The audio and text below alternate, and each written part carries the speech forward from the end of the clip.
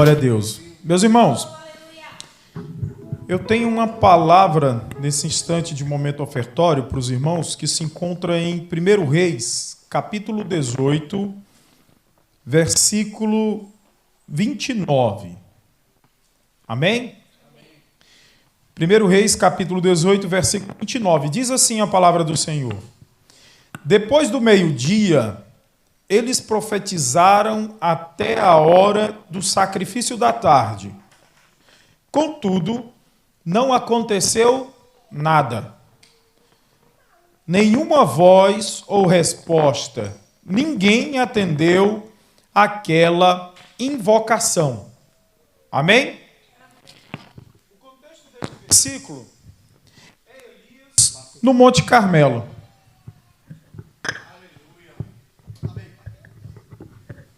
Todos nós conhecemos esse texto.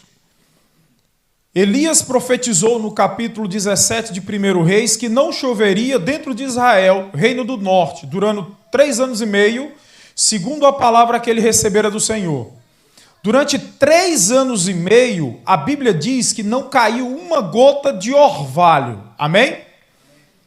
3 anos e meio depois, e escute, Deus passou preparando Elias durante 3 anos e meio para usá-lo um dia. E às vezes a gente tem pressa querendo que Deus nos use, querendo que Deus nos use. Calma, irmãos, tudo é no tempo e na hora de Deus. Tem um processo, tem o Querite, tem Serepta, depois o Carmelo. Quando Elias chega lá e desafia os 450 profetas de Baal, junto com os sacerdotes que existiam, então eram 850 homens desafiados, Elias apresenta para aqueles homens e diz: vocês pegam um sacrifício, nós vamos dividir o sacrifício, vocês um e eu outro, subiremos o Carmelo e invocaremos aos nossos deuses, porque Israel havia desviado dos caminhos do Senhor e estava adorando a Baal. A Bíblia vai nos dizer, estamos no momento ofertório, escute o valor de uma oferta, que quando os 450 homens começaram desde de manhã, invocando ao seu Deus com a sua oferta, que era igual à oferta de Elias, a Bíblia vai nos dizer que não houve resposta nenhuma. Quando deu 3 horas da tarde, a hora da oferta de manjares, Elias diz: o tempo de vocês acabaram, agora é a minha vez. E quando Elias chega para oferecer o seu sacrifício, ele segue alguns passos. Ele vai oferecer uma oferta ao Senhor em nome da nação de Israel. A primeira coisa que Elias faz, ele conserta o altar, porque o altar estava destruído. Como está o teu altar? Ele conserta o altar com 12 pedras, ele coloca as pedras, ele coloca o sacrifício em cima. E aí ele diz: agora abram uma vala bem grande ao redor do sacrifício e ao redor do altar. E escute, 3 anos e meio sem chover. E aí ele diz: tragam-me água. São 4 cântaros com 3 medidas de água. São 12 cântaros derramados sobre o altar. E aí a Bíblia vai dizer que ao redor do altar se encheu de água. A Bíblia diz que Elias faz uma oração muito simples, sem muita conversa com Deus, porque Deus sabia que ele responderia aquela oração e Elias tinha certeza. Quando ele termina a oração, a Bíblia diz que desceu o fogo do céu, consumiu o holocausto e lambeu a água junto com as pedras. Bendito seja o nome do Senhor. Agora presta atenção. Eu me perguntei durante 22 anos, por que água? Por que água? E de onde veio a água? No meu penúltimo ofertório que eu fiz aqui no sábado, momento ofertório, eu falei para os irmãos que existiam 3 tipos de oferta de libação.